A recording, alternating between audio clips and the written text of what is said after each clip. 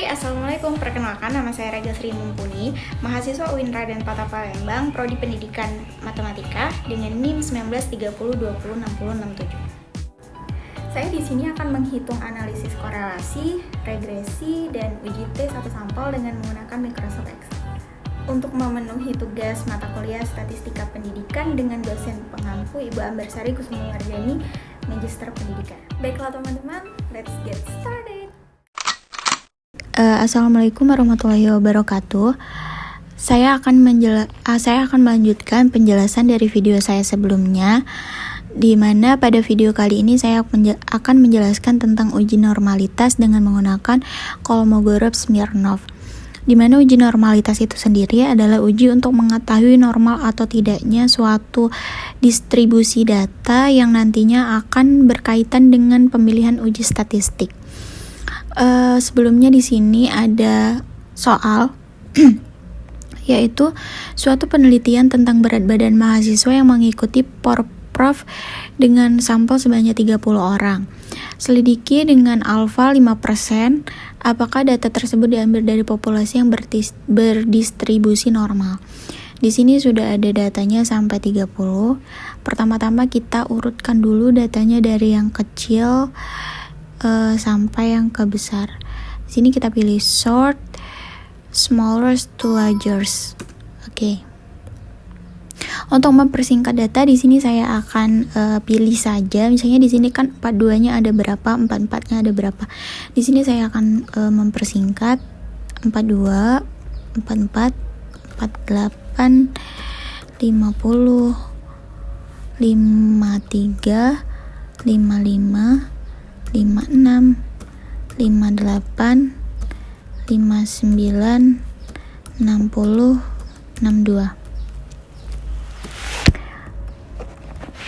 Setelah itu kita akan menghitung FI-nya atau jumlah datanya dengan cara yaitu sama dengan COUNTIF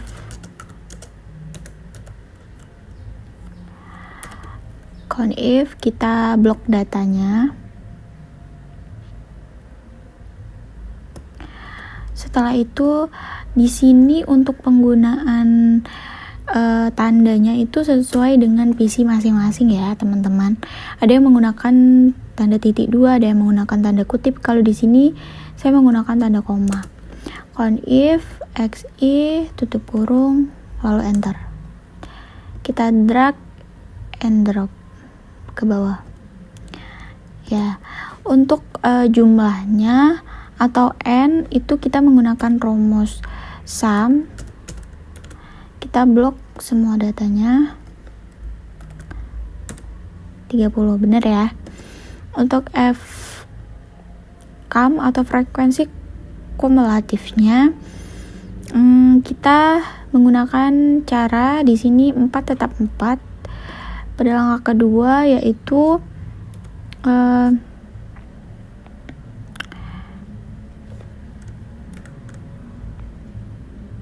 FI ditambah FI sebelum 9. Kita drag and down. Ya. Terus untuk FS ini rumusnya yaitu frekuensi kumulatif dibagi dengan N, dimana yaitu sama dengan frekuensi kumulatifnya 4 kita bagi dengan N. Karena N-nya ini tetap, maka kita kunci atau kita lock dengan menggunakan F4 sampai dia ada lambang dolar-dolarnya. Kita drag and drop. Untuk Z, dia itu rumusnya XI dikurang X bar dibagi dengan S. Maka kita mencari dulu nilai rata-ratanya, yaitu dengan rumus average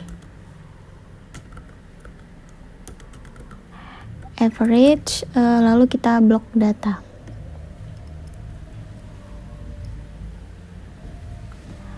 Kita blok data lalu kita enter. dapat ya X barnya. Untuk S atau simpangan bakunya sama, kita menggunakan rumus STDF S. Kita blok juga datanya, data yang lengkap.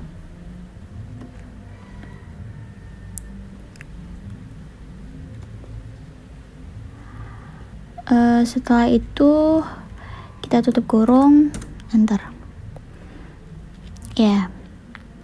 Jadi tinggal kita masukkan saja ke rumus, sama dengan XI dikurang X bar. Karena X barnya ini tetap, maka kita lock dulu, dibagi dengan S nya juga tetap, jadi kita lock lagi, enter. Kita drag and drop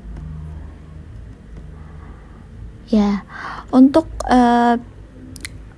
noms atau nomdis itu kita bisa menggunakan rumus Excel ya teman-teman, dengan rumus nomdis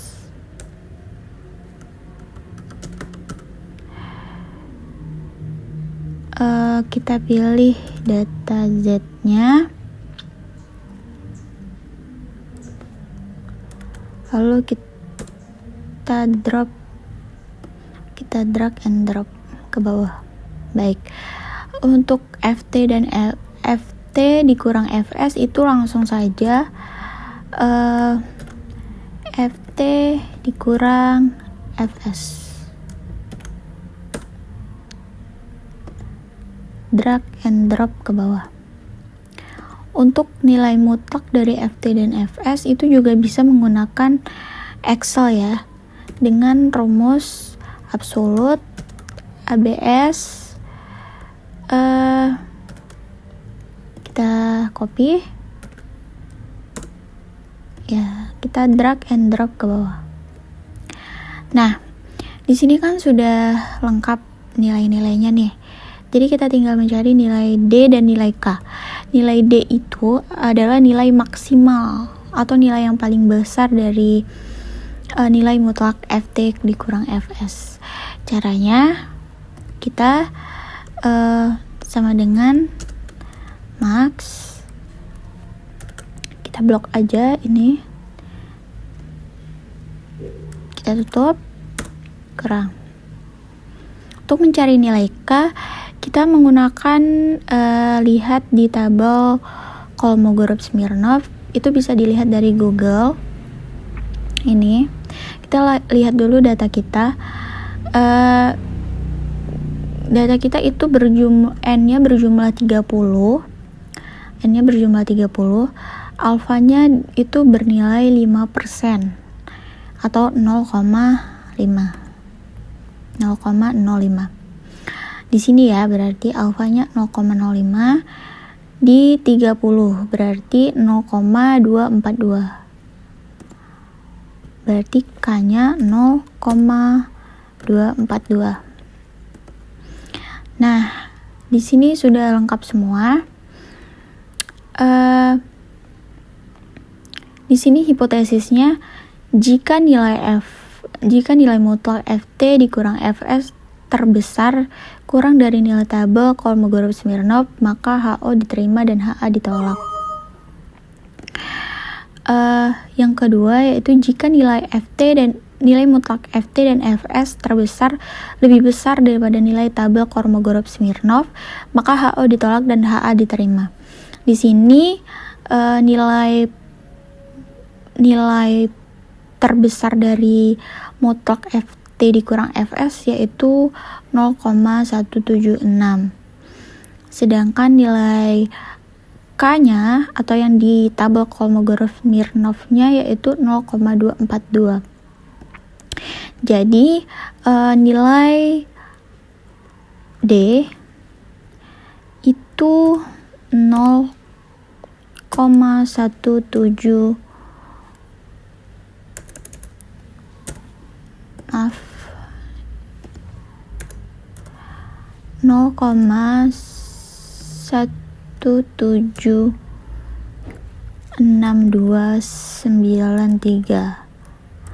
yang mana itu nilainya lebih kecil dibandingkan nilai yang ada di tabel Kolmogorov-Smirnov. Lebih kecil ya. Lebih kecil daripada nilai K, yaitu 0,242. Maka hipotesisnya yaitu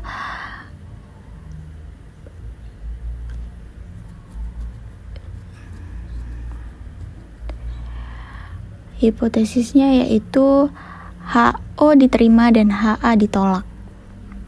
HO diterima dan HA ditolak. Berarti data atau penelitian ini bersifat distribusi normal atau berdistribusi normal.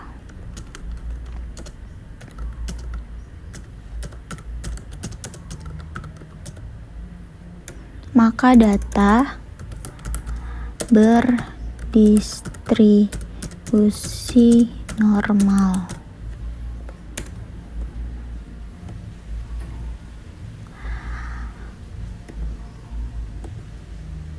Baik teman-teman, sekian saja penjelasan dari saya tentang uji normalitas dengan menggunakan Kolmogorov-Smirnov. Apabila ada salah kata saya mohon maaf, kepada Allah saya mohon ampun. Saya akhiri, wabillahi taufiq wal hidayah. Wassalamualaikum warahmatullahi wabarakatuh. Baiklah, selanjutnya yaitu saya akan menghitung tentang uji homogenitas, di mana uji homogenitas itu tersendiri digunakan untuk mengetahui apakah data tersebut bersifat sama atau homogen. Di sini ada dua data, yaitu data berat badan atlet power prof. Yang pertama atlet angkat besi dan yang kedua atlet bela diri.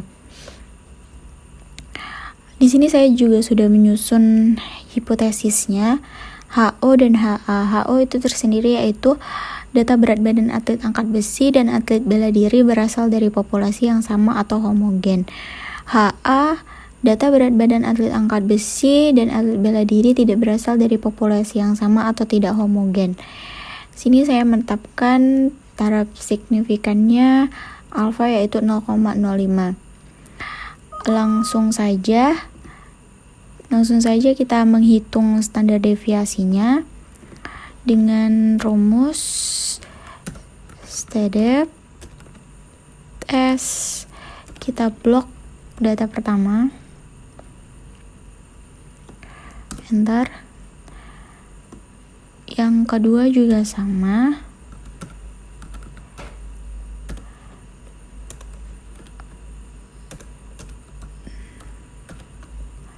Kita blok juga data keduanya.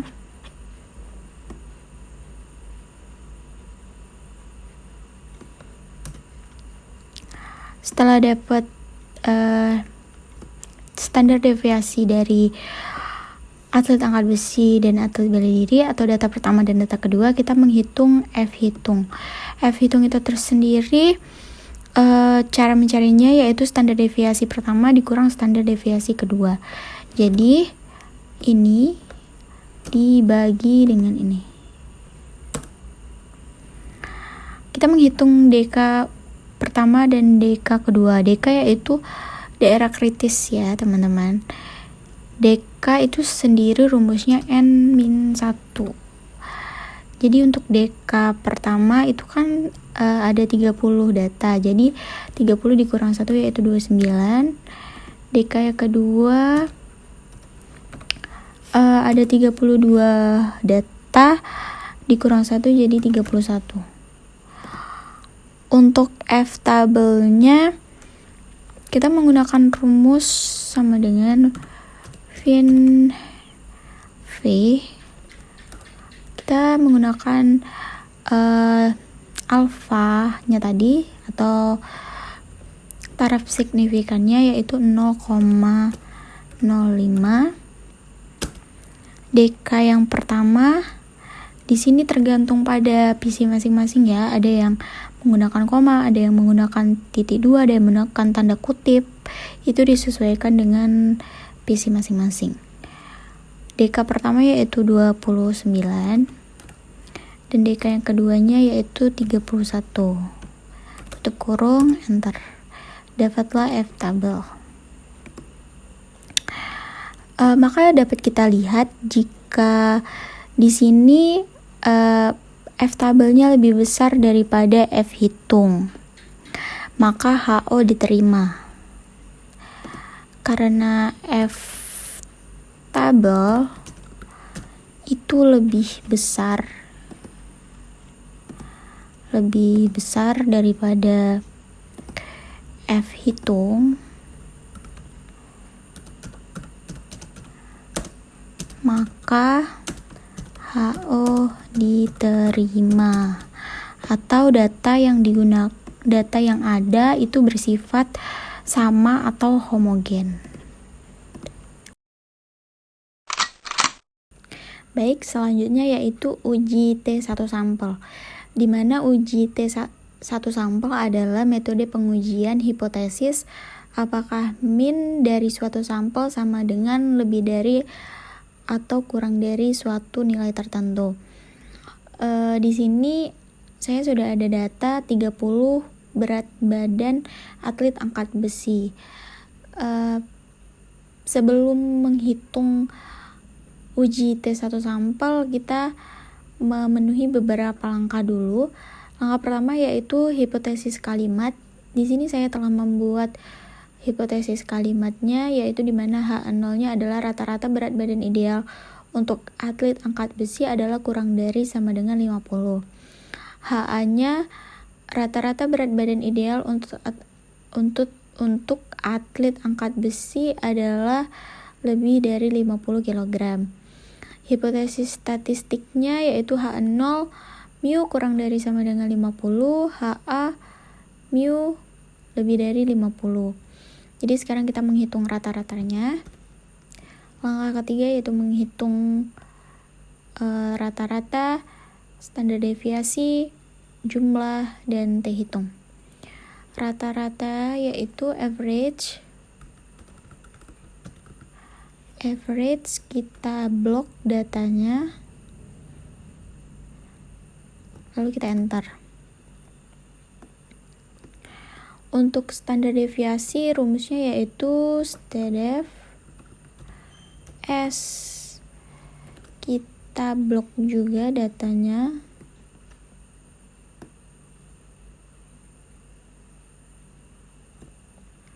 Enter. Untuk N di sini saya ada 30. Ada 30 jumlah data. Jadi di sini kita isi 30. Untuk T hitung itu rumusnya X bar dikurang mu 0 dibagi S dikurang akar N, dimana mu 0 itu tersendiri adalah nilai yang dihipotesiskan. Di sini nilai yang dihipotesiskan yaitu 50 ya. Jadi langsung saja kita rata-rata sudah dapat. Ini standar deviasinya juga sudah ada. N-nya juga sudah ada, jadi kita langsung saja sama dengan X bar dikurang mu 0 itu 50 dibagi standar deviasi dikurang SQRT 30 jumlah data. Kita enter. Ya, ini jadi T hitungnya. Taraf signifikannya yaitu 0,05. Untuk T tabelnya rumusnya yaitu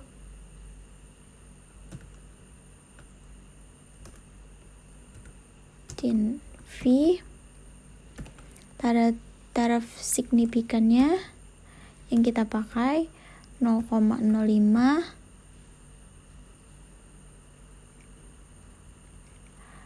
dikali sama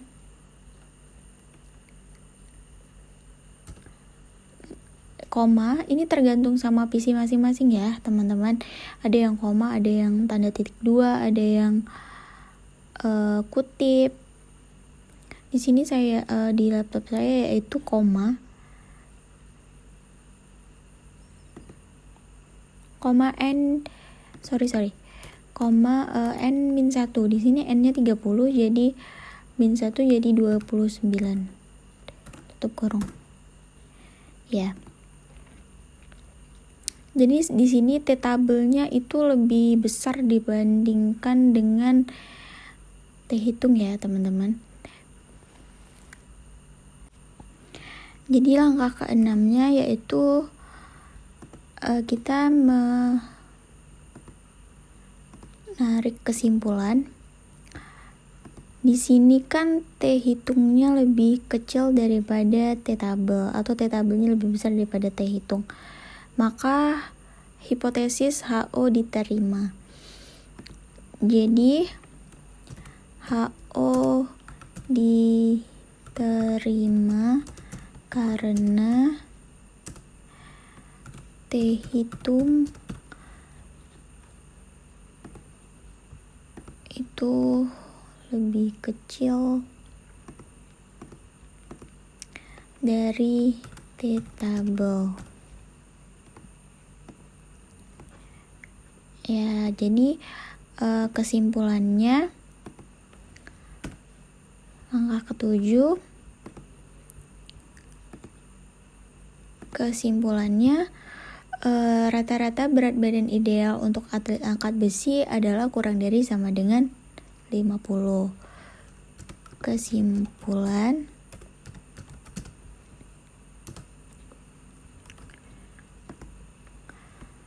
rata-rata berat badan ideal untuk atlet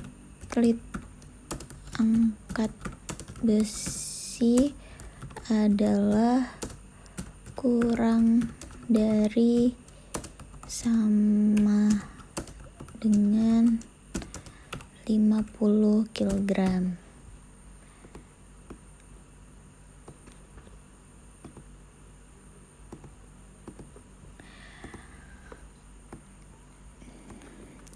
Jadi hipotesis HO diterima. Baik teman-teman, mungkin sekian saja penjelasan saya tentang normalitas, homogenitas, dan uji tes satu sampel. Video sebelumnya bisa dilihat untuk korelasi dan regresi. Saya mohon maaf apabila ada salah kata atau salah dalam penghitungan. Mohon saran dan kritiknya. Saran dan masukannya, maksud saya. Saya akhiri, wabillahi taufik wal hidayah. Wassalamualaikum warahmatullahi wabarakatuh. Baiklah teman-teman, sekian video dari saya. Apabila ada salah kata, saya mohon maaf. Pada Allah saya mohon ampun. Wallahu muwaffiq ila aqwamit thoriq. Wassalamualaikum warahmatullahi wabarakatuh.